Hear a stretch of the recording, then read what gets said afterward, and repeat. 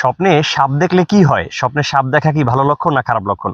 দর্শক, বিষয়টি নিয়ে আমরা বিস্তারিত কথা বলবো স্বপ্নের নির্ভরযোগ্য কিতাব তাফসিরুল আহলাম তাবিরুর রুইয়া তাবির সাদেক থেকে।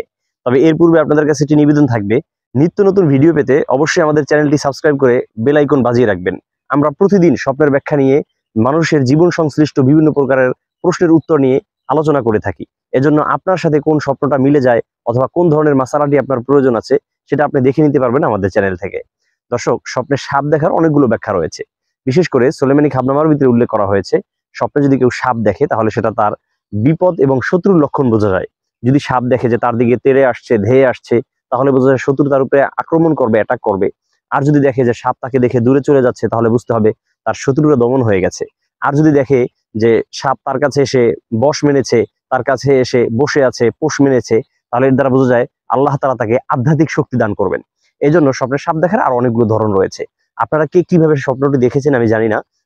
অবশ্যই যদি আমার এই ব্যাখ্যার সাথে মিলে যায় তাহলে অবশ্যই কমেন্টস করে জানাবেন। আর যদি আপনার ব্যাখ্যা মিলে না যায় তাহলে ডিসক্রিপশন বক্স থেকে পেজের লিঙ্ক নিয়ে সেখানে আমাকে মেসেজ করবেন। ইনশাল্লাহ প্রত্যেকটা মেসেজের উত্তর আমি সহজে প্রদান করে থাকি।